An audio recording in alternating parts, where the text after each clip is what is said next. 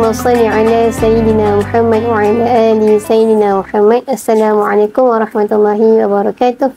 Alhamdulillah, dapat kita bersama lagi. Moga semua dalam keadaan yang baik, sihat insya-Allah. Hari ini kita akan menyambung hadis yang seterusnya. Hadis yang pendek hari ini yang bertajuk bacalah Al-Quran di mana-mana sahaja.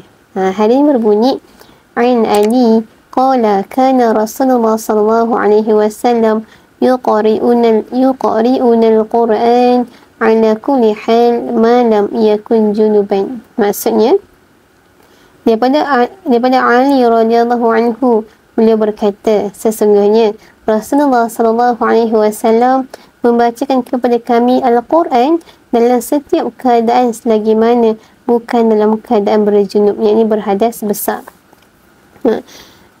Kita dapat lihat kan daripada hadis ini, Nabi sangat menggalakkan para sahabat untuk baca Al-Quran di mana-mana saja berada. Maka kita ambil lah daripada keadaan ini, daripada hadis ini, untuk kita menghidupkan Ramadan ini dengan Al-Quran sepanjang hari-hari kita, malamnya, siangnya, kan, dengan menghidupkan bacaan Al-Quran ini. Malah kita tahu kan, bila tibanya bulan Ramadan, kita sering join tadarus Quran kan, dekat masjid, dekat kita punya tempat-tempat kerja kan, dengan anak-anak kat rumah, dengan suami isteri. Lagi kita menghidupkan. So satu perkara yang sangat meriah. Malah dekat dengan negara Arab pun mereka sangat memeriahkan bulan Ramadan dengan Al-Quran. Kadang-kadang dekat contoh kan, kita dekat stesen bas baca Quran kan, dekat mana tengah tunggu seseorang baca Quran. Okay? Tak salah untuk kita setiap masa yang kita terluang itu untuk kita luangkan dengan Al-Quran, insya-Allah. Sayyidina Abdullah ibn Mughaffal menceritakan kepada kita, beliau pernah menyaksikan baginda Nabi SAW membaca surah Al-Fatih di atas unta baginda Nabi. Kata Abdullah apa dia? Aku menyaksikan Rasulullah SAW pada hari pembukaan kota Mekah membaca surah Al-Fatih di atas untanya dengan bacaan yang lembut dan mengulang-ulangnya. Dia kata unta boleh baca, insya-Allah. Al-Imam Bukhari pula meriwayatkan hadis yang menggambarkan keadaan Nabi SAW membaca Al-Quran ketika bersandar di pangkuan Sayyidatina Aisyah. Ni sweet kan?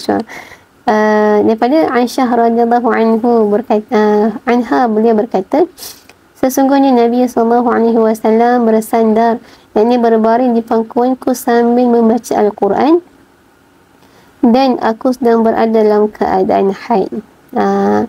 Imam Nawawi dalam menghuraikan hadis ini bahawa harus buat seorang Muslim untuk membaca Al-Quran dalam keadaan apa sekalipun, sama ada berjalan, duduk ataupun berbaring.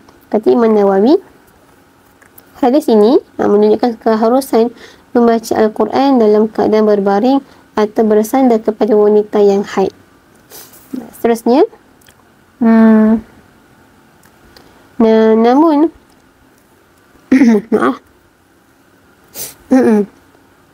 namun dalam kita menghidupkan seronok dengan baca Al-Quran, okay, kita turut perlu menjaga adab-adab lah, jaga adab dengan membaca Al-Quran. Jangan pula kita baca Al-Quran itu di tempat-tempat yang kurang sesuai, tempat-tempat yang keramaian, yang kurang sesuai untuk kita mengalurkan Al-Quran. Okay, kita tetap perlu menjaga adab dalam kita membaca Al-Quran ini. Imam Qurtubi menegaskan, jangan membaca Al-Quran itu di pasar-pasar, di tempat-tempat permainan dan hiburan, dan di perkumpulan orang-orang yang lemah akalnya. Imam An-Nawawi pula menggalakkan agar Al-Quran itu dibaca di masjid. Kan, ialah tempat yang paling kita rasa selesai untuk kita baca lah, kan, dekat masjid antaranya. Kata Imam Nawawi, dan disunatkan untuk membaca Al-Quran di tempat yang bersih dan terpilih. Atas dasar itu, sebagian ulama menggalakkan Al-Quran itu dibaca di masjid kerana ialah tempat perhimpunan yang bersih, tapak kawasan yang mulia, serta tempat turunnya segala fadilat dan rahmat. Bahkan Paling penting Rasulullah SAW turut mendidik kita supaya kita konsisten, istiqamah dalam membaca Al-Quran. Bukan sahajalah kita bersemangat, kita meriahkan itu hanya pada bulan Ramadan sahaja, tidak. Tapi kita teruskan juga pada bulan-bulan yang seterusnya untuk kita melazimi lidah kita dengan Al-Quran. Okey, hari-hari kita tidak ditinggalkan tanpa kita membaca Al-Quran. Walaupun sedikit, walaupun mungkin satu hari kita dapat baca satu muka surat, mungkin separuh muka surat, tak apa. Yang penting kita baca setiap hari tanpa tinggal.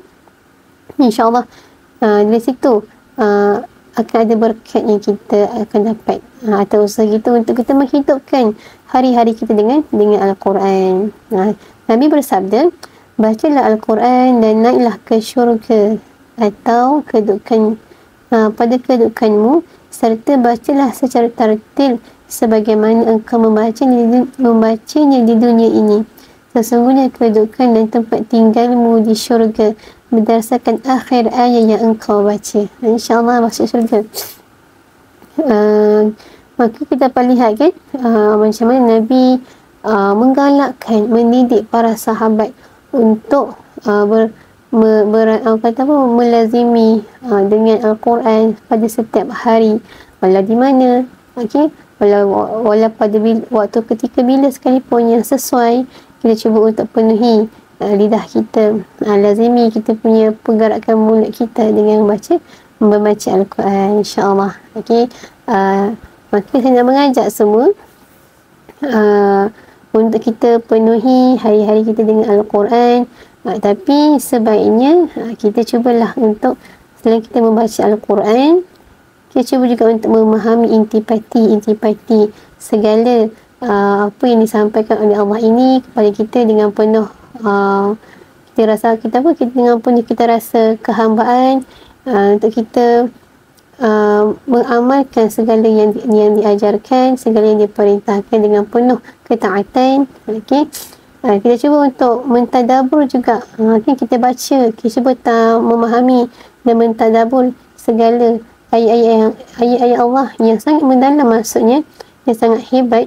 Dengan itu kita akan dapat rasa satu senaran dalam hati kita betapa hebatnya Al-Quran, mukjizat yang besar ini dan Nabi yang Allah turunkan kepada Nabi Muhammad SAW, Nabi kita. Okey, moga-moga Al-Quran jadi satu sahabat kita di dunia dan juga akhirat, insyaAllah mendapat memberi syafaat kepada kita. Amin ya rabbal alamin. InsyaAllah kita tanggalkan KSN dulu kita punya pertemuan hari ini. Allahumma salli ala Sayyidina Muhammad wa ala alihi Sayyidina Muhammad. Wassalamualaikum warahmatullahi wabarakatuh.